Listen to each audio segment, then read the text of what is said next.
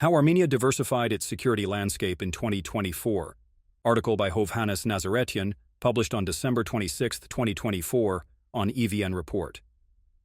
Armenia stepped up its efforts to diversify security and diplomatic partners this year, further distancing itself from Russia while enhancing cooperation with the West. While Armenia has effectively boycotted the summits and exercises of the Moscow-led Csto since early 2023, Pashinyan explicitly announced this February that Armenia has frozen its participation. In another break from Moscow, Yerevan officially joined the International Criminal Court, ICC, in February after having ratified the Rome Statute last October, despite repeated warnings from Moscow. Yerevan additionally pushed for the gradual reduction of Russian presence in the country, including by securing the removal of Russian border guards from Yerevan's Zvartnots International Airport, along the border with Azerbaijan and the sole checkpoint on the border with Iran. Additionally, Armenian border guards are set to join their Russian counterparts in patrolling the borders with Turkey and Iran, which was so far conducted by Russians alone, likely setting the stage for their eventual withdrawal. Military capacity. Armenia intensified its efforts to rebuild and strengthen its military capabilities in response to persistent Azerbaijani threats and bellicose rhetoric, even as peace talks continue. In a January speech, Prime Minister Nikol Pashinyan identified the diversification of security relations as Armenia's only viable strategic option. He revealed that in recent years, Armenia has signed contracts for the purchase of several $billion worth of weapons and ammunition.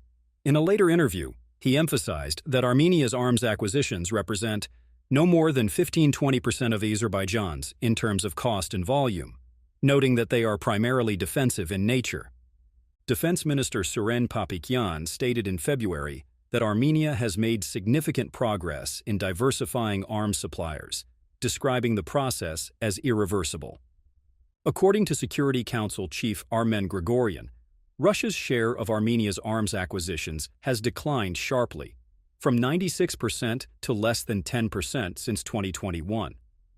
Grigoryan also noted that Armenia now has 4 to 5 major partners supplying weapons.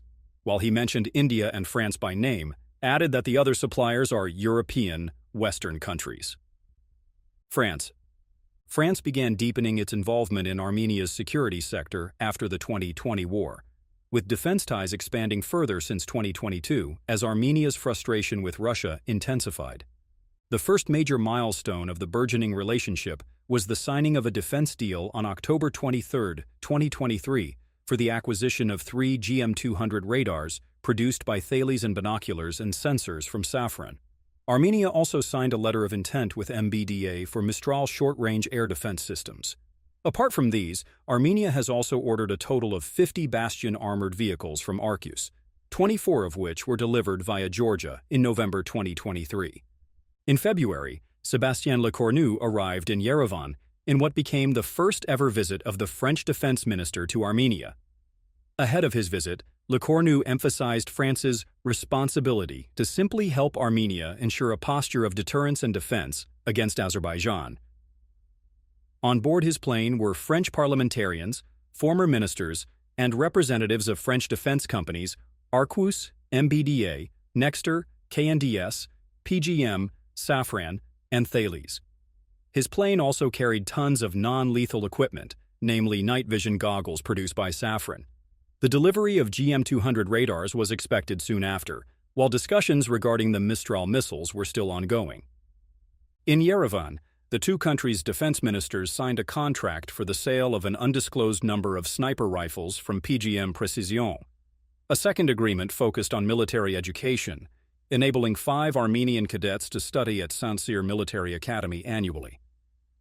Lecornu highlighted consultative and advisory support for the Armenian military, noting that a defense mission had been established at the French embassy the previous summer.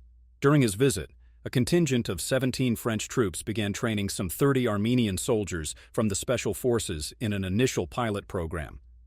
Additional agreements regarding military education were reported in September. During a press briefing, Lecornu revealed that the discussions include the potential sale of short, medium, and long-range surface-to-air defense systems, artillery, and counter-drone measures. He specifically mentioned the short-range VL Mica and the medium-range SAMP-T systems, both produced by MBDA. Armenia's most significant arms acquisition of the year was officially confirmed in mid-June. During his visit to Paris, Defense Minister Papikyan signed a military technical cooperation agreement with KNDS. However, it was Lecornu who revealed Armenia's procurement of the advanced Caesar self-propelled howitzers from KNDS. Shortly after, French media reported that Armenia would receive 36 Caesars within 15 months. The announcement sparked sharp reactions from both Baku and Moscow, while the EU defended Armenia's sovereign right to choose its security and defense partners. The US also weighed in, stating it had no concerns about the sale and affirming the right of every state to self-defense. As part of his June visit to Paris, Papikyan also engaged with other defense industry representatives at the Eurosatory Expo, which hosted Armenian companies for the first time. Armenia's defense ministry reported that agreements were reached and contracts signed. No further details were disclosed. That same day, a number of prominent French politicians and intellectuals, including the mayor of Paris, urged President Macron to deploy a French military force to Armenia, whose effective presence would aim to deter those who would consider attacking Armenia. A month earlier, French Ambassador Decotenes had told RFE-RL that, unlike Mali, where France deployed troops for counter-terrorism operations, its approach with Armenia is rooted in state-to-state cooperation, with the goal of contributing to the buildup of Armenia's armed forces. France has also welcomed Armenia's partnership with NATO and with India. It has also encouraged other countries to join its efforts to support Armenia in security matters. Greece has suggested multilateral defense cooperation with France and India, and according to a Greek media report, Athens is considering selling Soviet-Russian air defense systems as part of cooperation with France, without elaborating Paris's precise role in the matter. Franco-Armenian strategic defense consultations were held on December 10th, where the sides set higher benchmarks for advancing cooperation, with emphasis on defense planning, military education and training, advisory support, and military technical cooperation. A defense cooperation program for 2025 was signed, including several dozen activities across nearly all areas.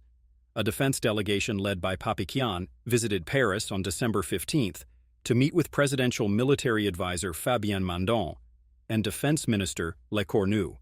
The latter stated that Paris continues its efforts to support Armenia in its defense endeavors, namely advice and training and equipment, particularly in the field of air defense. India. Arms procurement from India, central to Indo-Armenian ties, continued to advance. In late October, Indian media, citing official sources, reported that Armenia has emerged, along with France and the US, as one of the top 3 customers for Indian military exports. According to Indian media reports, Armenia has thus far acquired 4 Swathi counter-battery radars, 4 batteries, 24 units, of Pinaka multiple rocket launchers towed, ATAGs, and self-propelled MARG howitzers, an undeclared number of Akash air defense systems, and Zen counter-drone technology. In March, Deputy Defense Minister Karen Brutyan visited India for meetings with senior officials. The following month, India announced its intention to post a military attaché in Armenia.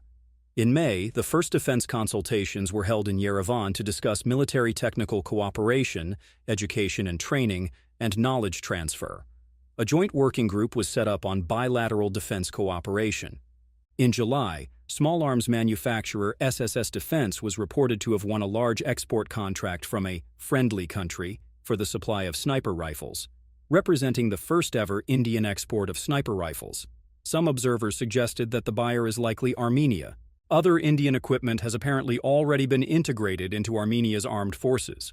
In a special forces training in early June, a vertical takeoff and landing (VTOL) drone was seen, which is likely the Advanced Loitering System 50, ALS-50, introduced by Tata Advanced Systems Limited, TASL. It has a range of more than 50 km and can carry warheads weighing up to 6 kilos. Armenia had reportedly shown interest in it when Papikyan visited an Indian Defense Expo in October 2022. Additionally, during a joint exercise with the U.S. in mid-July, helmet-mounted Spartan S thermal imaging sites made by Tonbo in Bengaluru, India, were spotted. In mid-September, Indian media reported that Yerevan and New Delhi are in talks, still at a very initial stage. regarding the possible procurement of Indian-produced Astra air-to-air missiles for its Su-30 fighter jets procured from Russia in 2019. Hindustan Times quoted Armenia's Air Force Chief Hovhannes Nazaretyan, who said, "We are looking at modernizing our Su-30s with the help of state-controlled Hindustan Aeronautics Limited, HAL, as it has a lot of expertise in the field." Also a matter of negotiations, according to the print, are the towed ATAGS howitzers. It reported in November that after their successful induction and performance, Yerevan is in talks with manufacturer Bharat Forge for a larger order. Also in November, state-run Bharat Electronics Limited, BEL, announced the commencement of export of the first battery of Akash air defense system to a friendly country, which Indian media unanimously identified as Armenia. These systems were reportedly ordered in December 2023. Most recently, on November 24th, Indian media reported that the supply of Pinaka multiple rocket launchers to Armenia had started. On the same day, Armenia's defense ministry asked media colleagues with a request to verify and clarify reports of arms acquisitions appearing in foreign media outlets, which do not correspond to reality. United States. U.S. Ambassador Christina Kvian told RFE/RL in April that the two countries have very active and robust discussions about security and defense, emphasizing that significant expansion has occurred in the past year. In a Helsinki Commission hearing in September, Chairman Representative Joe Wilson spoke of clear bipartisan support to increasing economic and political assistance for Armenia to help provide a bulwark against external threats. Former U.S. Ambassador to the OSCE Dan Baer, a witness at the hearing, called for exploring partnering with the EU and other friends of Armenia to develop long-term comprehensive security and defense partnerships. In a first, the U.S. European Command, EUCOM, and Armenia's Defense Ministry held annual staff talks in May to discuss bilateral defense priorities, develop areas for further cooperation, and outline military engagements for the coming years. The U.S. flew around 270 troops and equipment to Armenia in July for the second iteration of the Eagle Partner Joint Exercise. It was said to have a much bigger scale and scope than the first iteration held in September 2023. The highlight of U.S.-Armenia relations this year was the capstone strategic dialogue meeting held in Yerevan in June, chaired by Foreign Minister Ararat Mirzoyan and Assistant Secretary of State James O'Brien. This was the third meeting, with the first having been held in May 2019 and the second in May 2022. The countries reviewed progress and agreed to upgrade the status of bilateral dialogue to strategic partnership. The U.S. has previously signed charters on strategic partnership with Georgia in 2009 and Ukraine in 2021. Washington outlined three areas of support to Armenia: economy and energy, security, defense and law enforcement, and democratic institutional reforms. On security, the sides acknowledged the important role of U.S. assistance to Armenia's defense transformation, which the U.S. intends to continue to support through advisory programs, military-to-military contact activities, professional military education opportunities, and the long-standing state partnership program with Kansas. The sides committed to launching formal bilateral defense consultations to regularize planning of defense cooperation objectives. In her April interview, Ambassador Kvian revealed that the U.S. will appoint a resident advisor who will collaborate with Armenia's defense ministry to enhance capacity, focusing on internal reforms and peacekeeping. The U.S. Embassy said in July that the civilian advisor will not be funded by the U.S. Army or the Department of Defense, but will instead be a part of the State Department's Global Defense Reform Program, GDRP, which seeks to improve security sector governance and institutional capacity of select U.S. partners. It said that the advisor, who will begin this year, had already been selected and will engage regularly with the embassy and the defense ministry. Armenia may be nearing a turning point in arms procurement from the U.S. Two RAND analysts argued in March that the U.S. could provide Armenia defensive hardware such as short-range air defense systems and counter-drone systems to complement the capabilities Armenia is receiving from France. They suggested that such supply should be conditional on Armenia, providing verifiable assurances of compliance with end-use requirements to prevent unauthorized transfer of technology. Jair Amirkanyan, an advisor to Armenia's Chief of the General Staff, indicated in a June interview that currently the U.S. is willing to sell only non-lethal equipment to Armenia. However, Given the deepening of bilateral relations, this stance could potentially evolve in the future. The strengthening of ties is reflected in frequent high-level engagements. In June, Armenia's Security Council chief Armen Grigoryan met with President Biden's National Security Advisor Jake Sullivan to discuss U.S. support for enhancing Armenia's defense and security capabilities and resilience. Armenia's Chief of the General Staff Edvard Asryan visited Washington in October, where he toured the largest land power expo in the U.S. and met with senior officials, including Director of the Defense Security Cooperation Agency, DSCA, Commander of the U.S. Army's Security Support Command, Deputy Assistant Secretary of Defense, and General Charles Brown, Chairman of the Joint Chiefs of Staff of the U.S. Armed Forces. Brown reaffirmed the importance of strengthening the defense relationship and expressed concern about Russia's malign influence in the region and the need to counter these activities. Following his return, Asryan told reporters that the two countries have extensive defense cooperation in all fields, including in military technical areas. When pressed whether Armenia is procuring weapons from the U.S., he responded, "That's not something to announce publicly."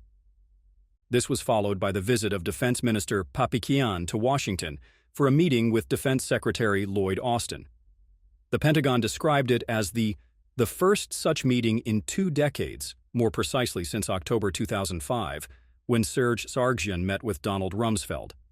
The Pentagon said they discussed ongoing and future security cooperation efforts, such as military education and professionalization, institutional capacity building, and training.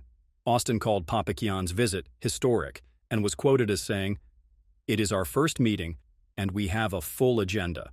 No specific details or agreements were disclosed, but the meeting itself appears to signal rapidly strengthening ties. While Trump's unpredictability poses some risks, security ties appear sufficiently institutionalized to mostly withstand potential disruptions. In a positive development, Pashinyan spoke with the president-elect on November 16th, just 10 days after the election, describing the conversation as informative but also very positive. On December 7th, Pashinyan met Trump in person during the reopening of Notre Dame in Paris, where he was also photographed with key Trump ally Elon Musk. European Union. A key moment in the ties with the EU occurred on July 22nd, when the European Council adopted 2 major decisions. The first allocated €10 million assistance to Armenia's armed forces under the European Peace Facility, EPF, to enhance its logistical capacities. Specifically, the EU will provide a fully fledged deployable tent camp for a battalion-sized unit, which will accelerate interoperability in case of possible future participation of the country in international military missions and operations, including those deployed by the EU. In the second move, the European Council green-lighted the launch of visa liberalization dialogue with Armenia. Following the decisions, EU's top diplomat, Josep Borrell, remarked that they were long awaited by Armenia and will strengthen our partnership with Armenia. Armenia's Foreign Minister Ararat Mirzoyan called it historic, while Defense Minister Papikian expressed hope that assistance via the EPF will give a new charge to closer cooperation with our partner EU member countries in both bilateral and multilateral formats. Several member states, France, Greece and Cyprus, the Netherlands, Czechia, and the Baltic states, Lithuania, Estonia, Latvia, issued separate statements welcoming the decisions. Azerbaijan said the EU's decision to send military aid to Armenia is an erroneous and dangerous step that serves to increase tension in the region. The EPF journey was not smooth. First proposed by ex-NATO chief Anders Fogh Rasmussen in March 2023, Armenia's request was initially rejected. France and the European Parliament pushed for it in October 2023, after the Azerbaijani takeover of Nagorno-Karabakh. The EU Foreign Affairs Council agreed on November 13, 2023, to explore the possibility of providing non-lethal support to Armenia through the EPF. Hungary, an ally of Baku, initially blocked it, but later dropped its veto in exchange for EU financing of demining activities in Azerbaijan. Another key event in Armenia-EU ties was the trilateral April 5 meeting in Brussels of Prime Minister Pashinyan, European Commission President Ursula von der Leyen, and U.S. Secretary of State Antony Blinken in a show of support for Armenia. It did not contain security elements, but the EU and the U.S. reaffirmed support for Armenia's sovereignty, democracy, territorial integrity, and socio-economic resilience. Greece and others. Armenia and Greece signed a military technical cooperation agreement in December 2023, which entails, among other things, transfer of technology and knowledge for arms production, R&D and joint production, personnel training and weapons maintenance. Armenia's parliament ratified it in June. The two countries' defense ministers met again in March of this year to discuss progress and identified new areas for cooperation. In late November, the Greek news outlet Enikous reported that Greece's defense ministry is in advanced stages of negotiations to transfer Russian-made weapon systems to Armenia. The discussions reportedly involve Soviet Russian-made air defense systems S-300, Tor, and OSA, which Athens plans to replace with newer, more sophisticated systems. The report claimed it was not solely a Greek initiative but a result of cooperation with France. Armenian officials did not comment on the report. Russia's MFA representative Maria Zakharova said Moscow has seen it and reminded Athens that it needs Moscow's consent to re-export Russian-made armament to third countries. She added that Moscow has not yet received any such requests from Greece. In addition to Greece, Armenia's defense ministry announced military technical cooperation agreements with 5 other countries this year, including Czechia, Slovakia, Italy, Bulgaria, and Germany. Such cooperation encompasses the sale of military equipment, technology transfer, research and development, R&D, and related areas. As these developments were detailed in my July 2024 article, they will not be revisited here. Since then, Armenia signed defense cooperation programs for 2025 with Germany in October and with Italy in December. Armenia reported reaching several agreements with Czech officials and defense industry representatives on military technical cooperation in October. Defense Minister Papikyan and Security Council Secretary Armen Grigoryan separately visited South Korea in September. In Seoul, Papikyan discussed the strengthening of bilateral and multilateral relations with counterparts from Korea, Singapore, and Finland. Iran. The extent and range of security and defense ties with Iran remains unknown. In a February interview, Pashinyan identified Iran, along with the EU, France, the US, and India, as one of Armenia's security partners, describing the security relationship with them as already by and large a reality. Papikyan visited Tehran in March, becoming the first Armenia's defense minister to visit the southern neighbor since 2017. In a meeting with his Iranian counterpart Mohammad Reza Ashtiani, Papikyan discussed the present state of cooperation and prospects for future development, and the sides reached several agreements of mutual interest, according to the Armenian Defense Ministry. Ashtiani told reporters days later that Tehran is expanding defense cooperation with Armenia. No further details were reported. Papikyan also discussed military cooperation with Chief of General Staff Mohammed and met with Iran's President Ebrahim Raisi. As highlighted by Papikyan's visit, details of this relationship remain largely unknown. Among the partners listed by Pashinyan, Iran is the only one sharing a border with Armenia, but is also the least democratic, further limiting transparency about the nature of relations. This lack of clarity fuels speculation by Baku and its lobbyists in the West, who consistently portray Armenia as part of a Russia-Iran axis. A September 2024 IRI poll found that a majority of Armenians, 53%, consider Iran to be Armenia's most important security partner, surpassing France, 47%, the US, 37%, and India, 30%. This perception can be attributed to Tehran's consistent opposition to Baku's push for a Zangezur corridor. When Moscow attempted to revive the proposal in August, Tehran's strong reaction compelled Russia to withdraw it from the regional agenda, at least for now. Some in Armenia seem to believe that Iran would intervene in the event of an Azerbaijani invasion of Syunik, especially if its connection to Armenia is seriously threatened. Megri Mayor Khachatur Andreasyan recently told the New York Times, "We know that if something happens, Iran will definitely be with us." He added that in discussions with Iranian officials, they all confirm that if, God forbid, someone attacks Syunik, we will fight alongside you. When questioned about the possibility of an Azerbaijani attack on Armenia, Iran's ambassador, Mehdi Sobhani, confidently told RFE/RL in July that such an attack will not happen. When asked further about Tehran's potential response, he emphasized Armenia's sovereignty, stating that any action by another state must have the consent of that country, suggesting the possibility of intervention if requested by Yerevan. While Iran's potential role in such a scenario remains highly speculative, Tehran has taken a notably measured stance to Armenia's growing ties with the West. French Ambassador Olivier de Cotigny remarked in a March interview that, despite disagreements on many issues, Paris and Tehran share a commitment to Armenia's sovereignty and territorial integrity. During a press briefing in February with his French counterpart, Papikian emphasized Armenia's right to cooperate with both France and Iran, noting that both partners respect each other's collaboration with Yerevan. While Moscow has repeatedly accused the EU observer mission, EUME, of spying on Iran, Tehran has not been as critical. While not enthusiastic about Western presence near its northern border, Iran likely sees value in the additional deterrent against Azerbaijan. Unlike Azerbaijan and Russia, Iran offered only mild criticism of the April 5 Brussels meeting between Armenia, EU, and the United States. The Iranian MFA spokesperson said it believes that the South Caucasus should not become an arena of geopolitical competition, emphasizing the role of regional formats, such as the 3+3 consultative mechanism. According to Armenian officials, Iran refused to join Azerbaijan, Turkey, and Russia in issuing a statement denouncing that meeting.